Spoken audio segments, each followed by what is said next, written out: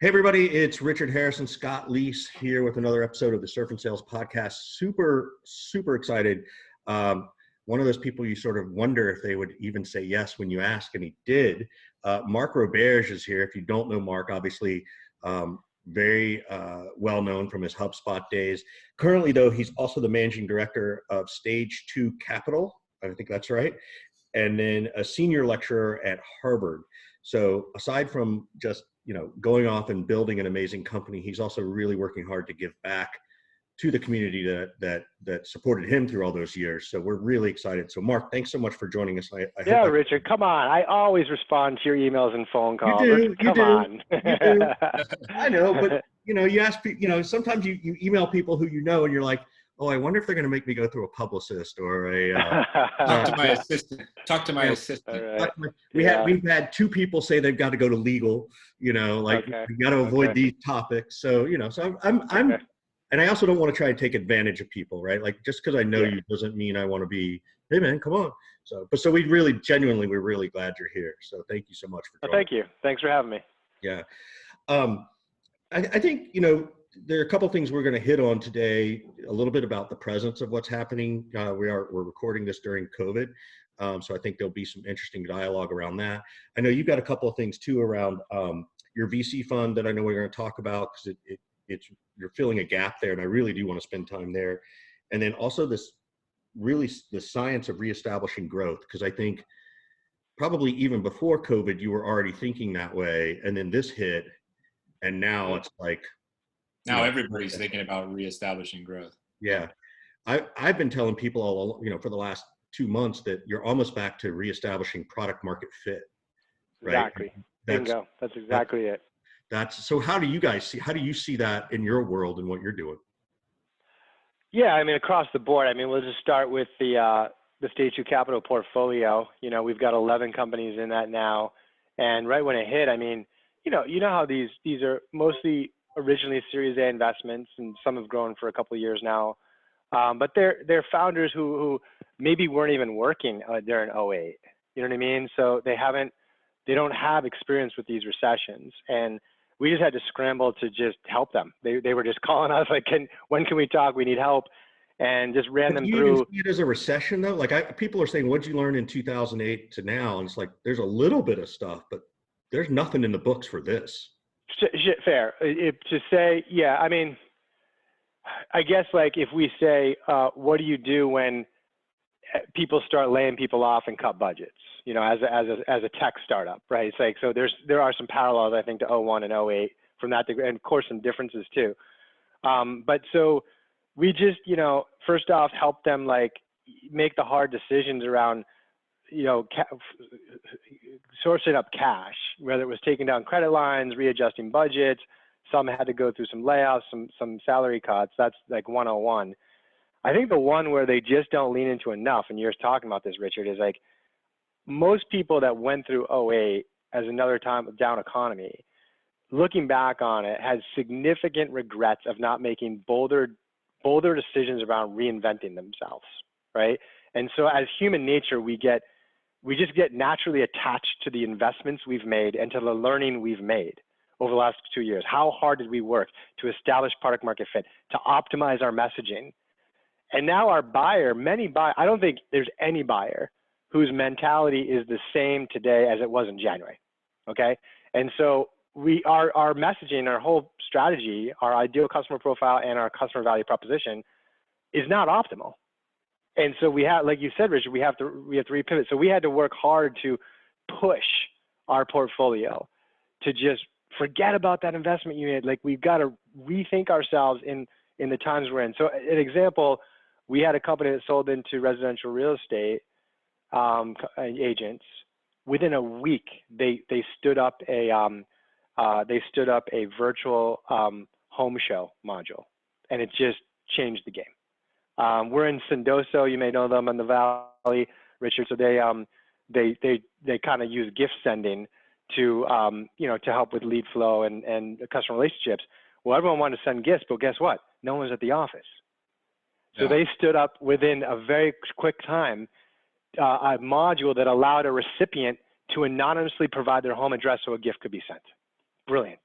right? And so this doesn't stop at like functional product modules. This is messaging, who we call, et cetera.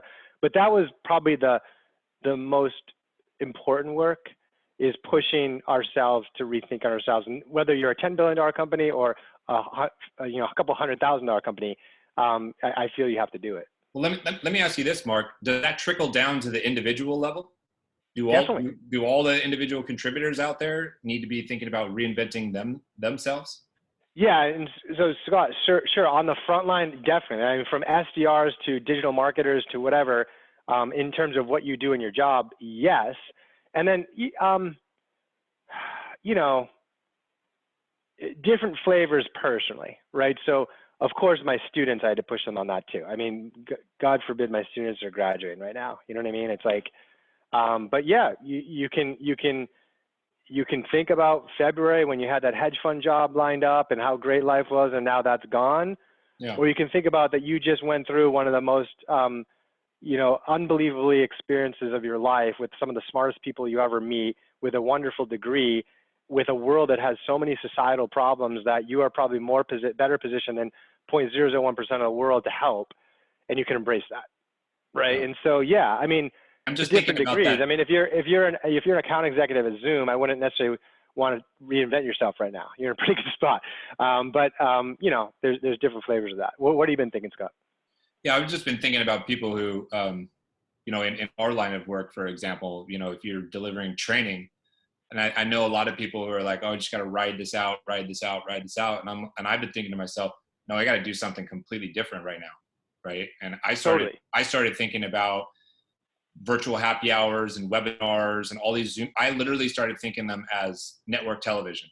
I was like, this is a TV channel now, and people are watching TV. And so what does a talking head need to do? They need to be on TV. So I'm like, I need to do every podcast. I need to be on every virtual happy hour, every show. And I just need visibility.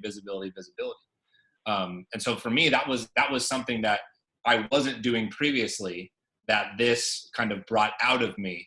And not that it was like big, bold action, but in my head, it was like, okay, this is a pretty big, different step that I might be willing to take. So that's, I totally agree with that. You've got to, you whether it's a buyer that you work with, like, just because they can't have meetings or whatever, they still want to do certain things. So we have to reinvent ourselves, and like the experiences and skills that we have, what do they mean in this current world order that we're in? So absolutely.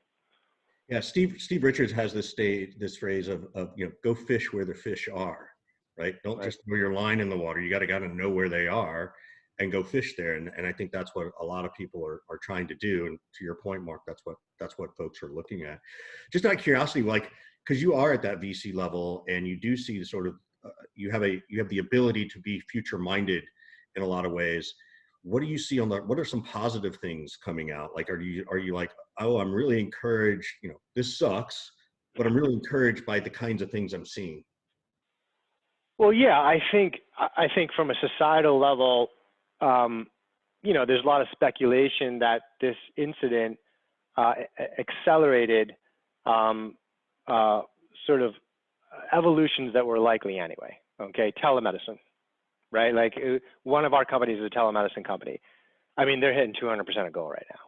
You know what I mean? And like, I think like people are gonna, like, even when this is over, knock on wood, like, why drag a sick patient into like one spot to, you know what I mean? Like, great, now we've embraced it. Virtual campuses, you know what I mean? Like, even in our space, closing big deals.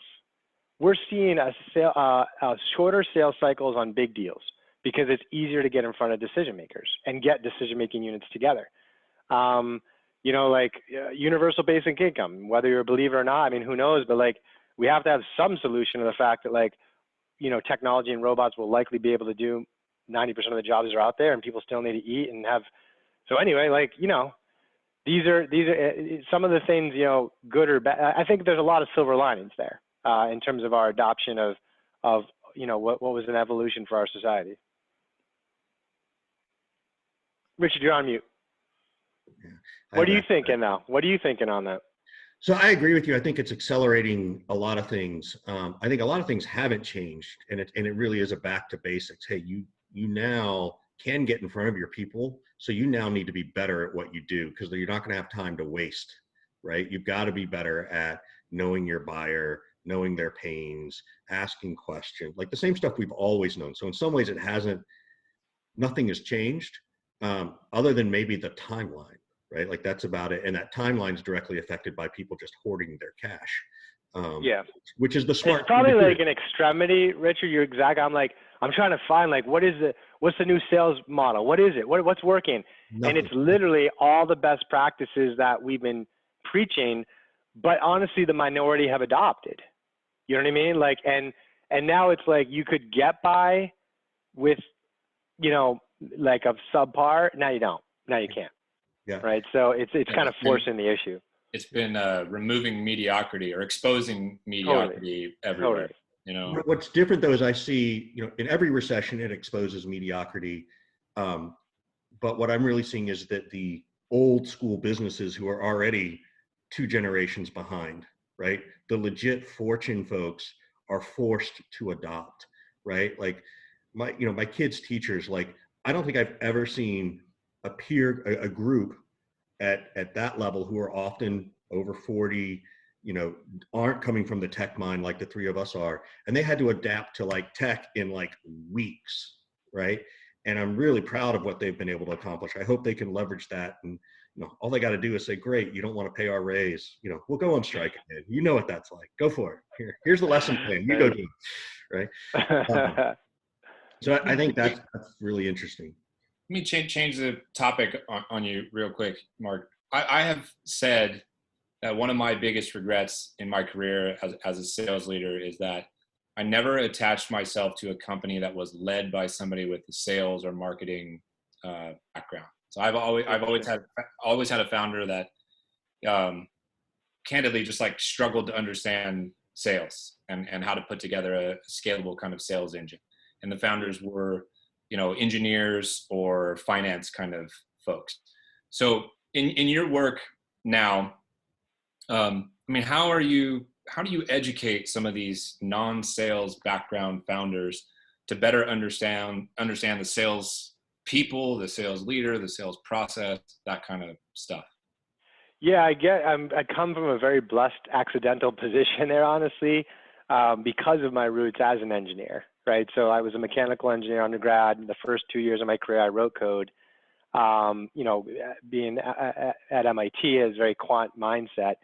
And so like my book sells the biggest amongst product founders in San Francisco, because they're kind of like, they've always seen sales as like, yeah, you're this like unique.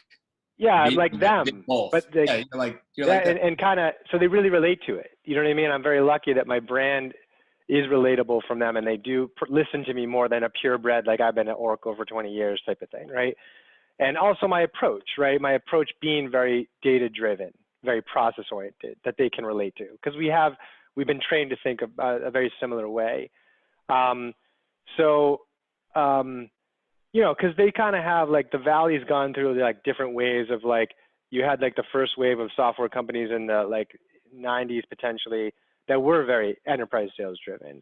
And then, you know, here comes like Google and like the product movement, like all of a sudden like product people were in charge. And it was like, if we build it, they will come. Like, why do I need salesperson people? And why would I pay a salesperson $250,000 a year when I pay my engineers, you know, 150? Like, doesn't make any sense. And that's correct. I mean, this day and age, I do think the top engineers should make more than the top salespeople, to be honest with you. And they do in a lot of cases. Yeah, but look at how Zoom just made Google eat their lunch on video platform. Yeah. Right. Because like, exactly.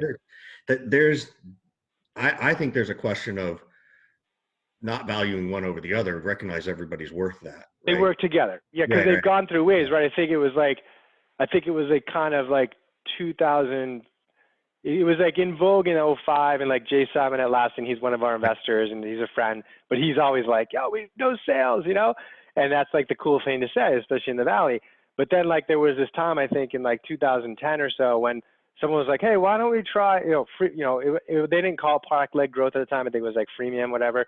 But then all of a sudden there's this demand like, oh, we're having a little bit of a slow quarter. What do you think about like dropping a salesperson in on these hundreds of thousands of downloads we get every day? And all of a sudden I was like, you know what I mean? So it's sort of like we're constantly trying to figure out how they blend together, you know? Yeah, but coming back to Scott's question, yeah, how do you coach those technical founders? I've worked with them, and oftentimes, you know, they are the smartest person in the room. Sometimes from my experience, they often want to be the smartest person in the room, and they're more interested in figuring out how something is done versus actually understanding it and understanding that you can't do that with a salesperson. You can't, I mean, it's hard to learn sales in a book, right? Yeah. Yeah. So how do you trying to channel like to a person? Yeah. I'm trying to think, because I've worked, you know, Drew Houston was my student actually. I was his TA and got to know him, and he kind of had that mentality in the beginning, but now he's really mature beyond that. I'm trying to think of like some of our product founders right now, because they all have. Well, maybe a different question. This weird issue. Yeah, go ahead, Scott. Maybe a different question that would make it a little simplification would be like, what was the hardest part for you then, coming from a engineering background to transitioning into sales and understanding sales? Like, what's the hard part? Because maybe that's the hard part for some founders as well. Yeah, I think for me it was like, you know, I thought I was terrible show up and throw up. You know what I mean? I was a terrible, like, I was just a pitch person. I thought it was like build an amazing deck and just tell the story to as many people as possible. And we have so much evidence from Gone and everyone on how broken that is. Now, fortunately, my dad's been a salesperson since he was 18 selling Cutco knives, and he quickly mentored me on the importance of discovery and pain development, and you know, he's kind of Sandler trained. So I quickly learned that sales is a lot more about, you know, building trust quickly with a prospect so that they open up to you, and using that trust to with sequential open-ended questions to understand and develop pain, and then tailor your pitch accordingly. So I'm not sure that's where, so that was my struggle. But I think with the product founders, I think they're just stuck on like, if you build a superior product, people will buy it. And I'm trying to think when I've come across that, perhaps with some students, et cetera. And I just like baby step them, I think. I'm like, you might be right, but like, wouldn't it be valuable to have someone, right now you have your engineers and your product people. And you know, how many conversations with customers do you think you're having every week? You know, it's like, yeah, you know, maybe every product manager talks to a customer every other day. You know what I mean? So it's like, we're having like a handful. What if you could increase that to like 40 a week? How much better would that be for you? You know what I mean? So it's like, it's a stepping stone. And that's honestly like the ideal first sales hire anyway. Yeah. It's just someone who's almost like a mix between a product manager and account executive. I like the stepping stone analogy. I've sort of told people before, you're sort of like smoothing a stone via water. That's the speed with which, you know, some of these things like the change comes about or the light bulb goes off for them. So you got to do it little by little. I like that analogy of the step. Yeah, because then all of a sudden now they brought this person in. They're like they're gelling with the team. We brought the right person in who's not like the coin-operated salesperson, but they're going to enjoy collaborating with the engineers. And all of a sudden, like, the sales are going, and the learning is happening. You know what I mean? And like, now we've established the foundation for a codified process and team. Yeah, I want to flip it, because the other side to this coin is, you know, even 5 years ago, the sales leader had to be mediocre at data and understanding data, right? All of a sudden, 5 years ago, you heard sales leaders dropping the word cohort for the first time. And I'm like, really? Come on. Using the word wrong probably as well. Yeah, exactly. So do you see that shift happening now with sales leaders where, you know, and as you look at sales leaders and help evaluate for your clients that, hey, yeah, that you definitely need someone who's a closer, but they also really got to understand this process better now. And I know you're process driven anyway, but have you started to see that evolve on the sales leadership? Definitely. And honestly, in the entrepreneur community, I think it's shifted too far. I think people have put like almost an exceptional sales ops person in as VP of sales. And I think that's a mistake, right? So it's like, I think definitely the purebred VP of sales has to be more analytical than 10 years ago. But they don't need to have like the sales ops ability to like create the report. You know what I mean? Or like really even understand what I'm getting at. They do need to be totally bought in to running a tight, process-driven, data-driven sales org. but it's okay if they're not super analytical as long as they know that they need a right-hand person, Right. their sales ops person, and they need to trust them. They need to be like, okay, let's optimize the comp plan. Help me. What's wrong with it? How should we think about it? What should we measure? Give me your advice. Let's optimize territories. What are they doing? Like, what's the data telling us? Why is the forecast lower? You know what I mean? They need to be bought into that. But at the same time, because the problem with the ops person coming in is like, well, you know, we have to hire salespeople. We have to build a sales playbook. We have to level up on enterprise deals. We have to manage them and coach them and lead them. And that's where like the real, you know, data-centric ops person struggles, right? Now we're seeing our first generation real quick, Richard, is Yamini, who is at Dropbox. Now she's the chief customer officer at HubSpot, ironically, because I started following her career when she was at Dropbox. She got promoted up to, I believe, CRO or CCO, but she came up through ops. Because I'm always telling my students, if you really want to be in sales and get into leadership, don't go into sales ops. You can add a ton of value there in year one, but there's no career path to leadership. But that's starting to change with these, like, you know, of course it's going to happen for the first time in a place like Dropbox, where like process and data in the sales probably more important than the people leadership. So do you feel like that's because that I mean, I think you're headed right where I was going to ask, which is that revenue ops, right? You know, we just talked to the head of revenue ops over at Clary last week, and he was explaining how they sort of sit in between. You know, they really are the hub and the spoke, right? How is that what you're seeing too, in terms of the growth of this revenue? There's revenue. Definitely. I'm seeing ops being invested in early on. Like some people even say like when the first salesperson's hired, you know what I mean? Really early, if you're going to be like product-led growth or whatever like that. Well, I've been on the record as saying my very first hire when I go in to become a VP of sales, whatever, is somebody to run sales ops for me. Super early.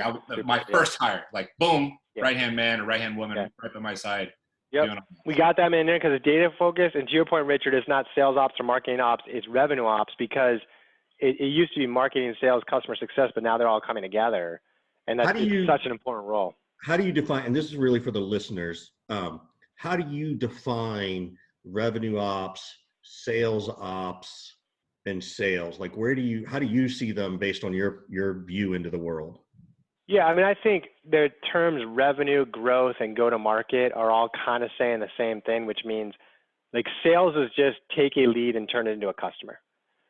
But that's not revenue, growth, and go-to-market. Revenue, growth, and go-to-market is marketing, sales, and customer success. It's getting the demand, it's converting the demand into customers, and it's converting the customers into successful customers and expanded customers. And that's how I look at the difference between marketing, sales, customer success versus whatever you call it, growth, go-to-market, revenue. Got it. I want to come back to a hiring thing. I watched I read your SaaStr interview the other day. By the way, I think you're the first person I've researched before we do our podcast. Thank you. Well, I was like, I got to make sure I don't ask him these. Hey, so what was it like at HubSpot in the early days? Like, if you want, I'm sure that's been written about enough. Yeah. You said that you're not good at hiring, right? You I don't know if you remember this quote, but you basically said, look, I'm not great at hiring or interviewing or something like that. How do you recognize that in yourself?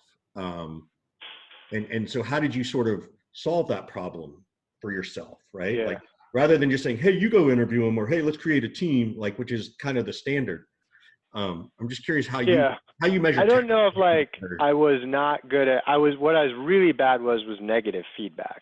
That's what I was bad at. And delivering negative feedback, you mean? Yeah, delivering negative feedback. And I had to go through like therapy. We've talked about that, Richard, you know, like, you know, cause this all roots into like childhood stuff, right? So totally. You can't be a good leader and not give negative feedback. So I actually had a quota to give at least one piece of negative feedback a day to my team. And so, but that was my big weakness on hiring. Like I certainly in the beginning, you know, had no idea what I was doing, but grew over time. And like the big thing there that, you know, even I was on a webinar this morning, it's like most hiring managers, the way they approach the hire is like read the resume 5 minutes before and then go into the interview and have them run through the resume. And I mean, gosh, with so much on the line for a good hire versus a bad hire, we have so much to grow in management. And I think, you know, my work, Richard, that, you know, very much like the who, book, The Who, which I think I found it after I used this process.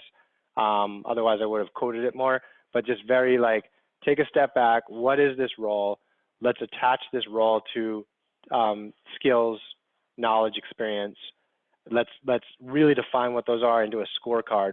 Let's use that scorecard to build a hiring process. Who says what, when, how many steps, and then let's force everyone to use the scorecard. And especially for something like sales, that if we're successful, hopefully we're going to hire like 50 of these a year.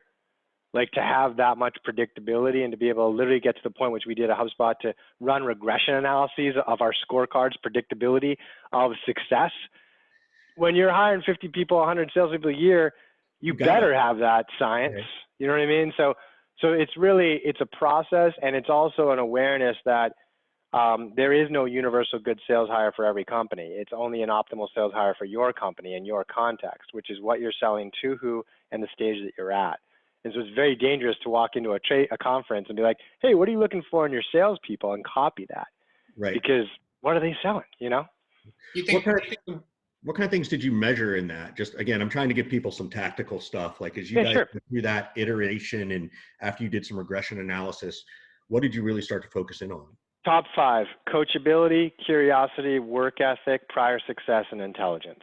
And it was funny that coachability was not even in my first pass, my first theory of the scorecard. It took me about a year of, like, every 6 months, I would like take some time to think about the people I hired 6 months ago and reflect on how they were doing.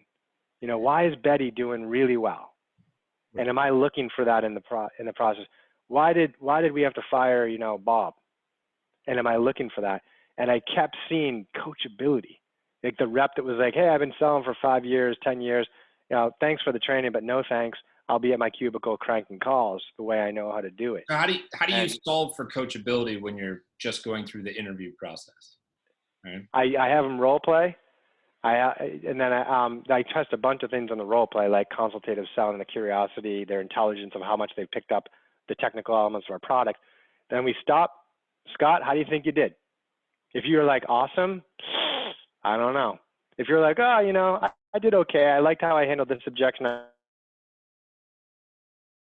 I wish I had this moment back, because like in every interview, Scott, I give one piece of positive feedback and one piece of needs for improvement. I thought you handled that objection really well on the SEO thing. That's a very sophisticated answer. You clearly done your homework. The area that I'd improve on your part is diving a little bit deeper into the need, trying to quantify and implicate it. And any ideas how you might do that, Scott? We're having a conversation. I'm coaching you. 5 minutes later, great. Why don't you redo the role play, Scott? Right. That's what I was getting at, because I've done that before, and I was curious if that was a similar strategy. And that's become like, I have no idea. You never know what you write that's going to just go viral. That has just gone viral. And like these days, you ask everyone what they look for, and they all ask for coachability.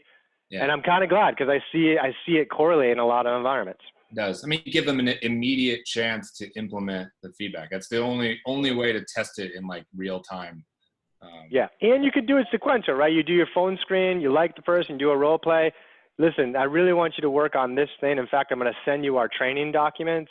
Why don't you read those? And when you come in 3 days, we'll do another role play. Yeah, it's great. Yeah. Let me switch the topic on you a little bit to sales leadership. The average sales leader is in their role, average VP of sales is in their role like 15 to 18 months right now, depending on who you talk to. My last 3 VP of sales or SVP of sales gigs, I think my average tenure is like 33 months. So I've arguably doubled the average. But what is the key in your estimation to surviving? If you're a VP of sales right now, like how the fuck do you get out of the first 18 months, right? And make sure that you don't become on the chopping block or walk away? That's a really good question. I've actually never answered that question before, Scott. It's a very good question. First off, I think you got to play venture capitalist, because as good of a sales and sales leader as you can't control product and market, and you know what I mean? So you got to pick them well. And I have helped some peers with that. I love freemium businesses that are having trouble monetizing as a sales leader. You know what I mean? Because it's like, I've had some peers ask me like, yeah, you know, like they're getting like 100,000 downloads a month, and they've got a 2 million people that use this product every day, but they can't figure out how to monetize. I'm like, go take that job. Go take that job.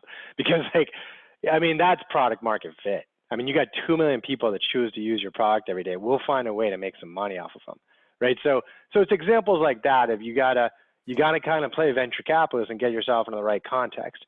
I think like where you can, a relationship with the board, you know, like when things go south, and a company struggles, the board starts asking, should we get rid of the CEO? What should we do here? And the CEO has one get out of jail free card, and that is firing the VP of sales. That's right. So it's like, you know, to have a good relationship there, and also have a good relationship with the board, to make sure that. I don't disagree with you, but what happens if you're shielded from the board and you don't get access? Because that happens. Maybe it's something. That happens a lot. Yeah, maybe it's something you diligence when you're right. when you're interviewing. So maybe you're asking, can I talk to your board? That goes back to the picker that you were talking about. That's part of it, yeah. right? I want to. I'm never going to take a VP of sales job if I haven't talked to the board. Never. Yeah. Because first off, I want to, and second off, just that realistic expectation. I mean, I don't know, and I'm trying to do a lot of evangelizing around this because I feel pretty strongly about it. Is I don't know why most entrepreneurs and boards, they're sitting there. You got a nice Series A company, you had a great year, you tripled revenue from like $1 million to $3 million. You got, it's great, and then you do a $10 million Series A, and the next month they hire 12 reps. Why do they do that? It kills companies. How can you hire 12 reps in 1 month when you're a 40-person company with 3 reps? Like I've seen it happen 50 times, and 50 times like there's 2 reps left after a year, right? So I need to talk to the board just to see their take on that. Like how do you want to think about scale here? Like I'd love for you to come in and just like add 10 reps right away. All right, let me talk you through how that might be challenging. You know what I mean? So I need to make sure we walk through some of those disconnects. So anything else beyond that? Like get good, play VC, get good at picking the right. Yeah. Then it's your own execution, right? That's the surround sound. Then it's just around predictability, right? Like my thing with the cornerstone of my book was my mission and my role is predictable, scalable revenue growth. And I joke with every founder that when you get to the point of your pitch to raise money on your sales strategy, just start with our mission is predictable, scalable revenue growth. All the VCs are like, this is awesome. I love this. This is exactly what I've been looking for, but it's underneath that. That was like the machinery that I thought about, which is if I could hire the same successful person every time, predictably using data, and train them in a very quantified model so that my training is very data driven, and provide them with the same quality and quantity of leads each month, and hold them accountable to the same sales process that's measured through data and process, that is a factory that produces predictable, scalable revenue growth.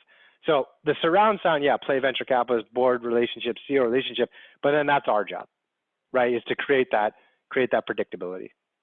So I want to. We've had a couple of conversations around this, so might put you on the spot. So sorry, but not sorry. No worries. The 4-year cliff, right? So we know that the average tenure of a VP of sales is 18 months. We know the average tenure of a head of marketing is maybe 27 or 28 months, again, depending on the data. Do you even know where like this whole, 4-year cliff came from? Because it doesn't really align, 4-year vest, you mean, right? The 4-year vest on the 1 year. Oh, okay. Yeah, the 4-year vest on the 1-year cliff. Do you even know where that even came from? Because it seems very misaligned with that growth. I don't know, but I know who will know. It's Tom Nichols. He's a very famous faculty member at HBS in the entrepreneur department. He teaches this class that's so popular called something like the history of managerial capitalism or something. And he basically takes all the students back to the 1800s when all this stuff was invented, like, vesting and management fees and carry, and he will know, and I can ask him. Because when I read Tom is unbelievably respectful, but when I read the class, I'm like, who's going to sign up for that? But he's so amazing to be able to see where all this comes from, so you can challenge it. To your point, Richard, like where did this come from? So I'll do some digging. I'll see if he knows. Yeah. How do you feel about it though? We had a conversation with Max Altschuler, and he was a proponent of like stage appropriate vesting. And here's how my interpretation in that. My whole career has been spent taking companies from 0 to 25 million ARR. I do it in somewhere between 2 to 3 years. And that's it. Like, that's what I'm here to do. I'm going to get you from seed stage to Series C. And then I really, I don't want anything else to do with it. That's my job. Yeah. Right. So if I do my job and I take you from being worth, I don't know, 10 million bucks to $500 million valuation, how is it fair that I don't realize all of my equity because I didn't stick around for 4 years? Totally. Yeah, I see that. Do you have a I agree. I would hope they would make you. I would hope they would make you whole. I don't know. That's interesting. And you kind of have to look at that with your value. You have to do some more thinking about that. I will say that along these lines where you're poking, we did something different at HubSpot that I try to implement in a lot of companies, and it's different than what because most when they hire the CRO or whatever, they kind of give them their equity, and it's sort of expected that that's kind of your equity. Like that's it. That's what you're getting. And there's this big negotiation. I think that's very wrong. Like, how do we know? Like, so what we did at HubSpot was we'd say, okay, you're going to come in and this is what our entry level equity positions are. Now it's a little lower than market as you see, but it's because we give equity every year if you're good. And in fact, like over 50% of our, I don't know if we still do that, but when we were in the 0 to IPO range, that's how we handle it. Is more than 50% would get re-upped on their equity. That makes a lot more sense to me. Like, I'm hiring the CRO and I'm going to like give them the right to own like 2 to 3% of my company, like right out of the bat. No, like here's the deal. First year, I'm going to give you 0.5% or a 1%, whatever, and it's going to vest over 4 years. And if in 12 months we decide you're doing a good job, I'll give you another 0.5% to 1%. And after that, if you're still here, I'll give you another. Now it's all overlaying. And that's how I think we should be thinking about it. I don't know about, I hear your question, Scott, though, and I don't have the solution to that, is how do you get your fair shake if you're like a 10 to $100 million person or something, And to some extent, even beyond, just simply because of the fact of like, wait a minute, I just took you from 0 to 100 million, which we now know you're going to $1 billion. You're going to get to that $1 billion for what I did. Yeah. In some ways, it feels like it's worth more than 1%, right? Or 2%. Yeah. So yeah. We could do a whole conversation on that, I'm sure. Mm-hmm. I know everybody's up against time. So the one thing we always like to do at the end, Mark, is just say, how can we help you? Like, what do you have going on? Yeah, sure. Of things that we can help. Yeah. So all that stuff. I've been talking a lot about the reestablishing of growth, the science of that, really taking a much more scientific approach to product market fit and what I call go-to-market fit to basically answer like, when should we scale, where should we scale, and how should we scale? And so, feel free to look up that stuff. And also, like, it's all on the Stage 2 Capital blog. That's probably where you can most help with your folks is Stage 2 Capital is the first VC fund run and backed by sales leaders. So our first fund that we raised 2 years ago was backed by 97 sales leaders, marketing leaders, customer success leaders from most of the unicorns across the U.S. Like Atlassian, Dropbox, Zoom, Asana, SurveyMonkey, you name it. We have representation there. Salesforce, number 98 and 99 again, buddy. We just missed the cutoff, Richard. Nice. So yeah, now we're out raising fund 2. It's been going well, actually, despite COVID. I think we've got like 50 signatures now, and we're raising a $50 million fund. I think we're around 10 right now.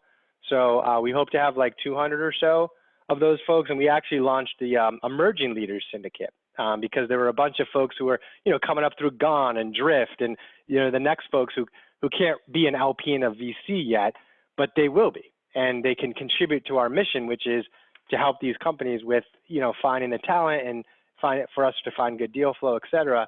And so we basically put them through an investing school for 12 weeks, and we expose the deals we do. We carve out some for them to participate in at like roughly $10,000 checks. So it's pretty cool. Like it really gets me up in the morning to be, grooming the next generation of sales leaders, but also helping them bridge to the investor community as well, which I think we need more of. And then if for our deals, we usually come in between the Cs and the As. We love deals with a remarkable customer retention, right? And it sounds obvious, but like I do find that most VCs are focused on triple, double, like very top line revenue focused. I'm very focused on customer retention. So if you hit $1 million or $2 million in revenue and you have north of 85% customer retention, or north of 100% revenue retention, I'm very interested, even if you're not doing triple, double. That's awesome. You just found your other, like, we need Kevin Gaither and Mark Roberge to build a company and just let Scott run it. And like, this is, I love it. I love it. Scott's been asking. I'm in.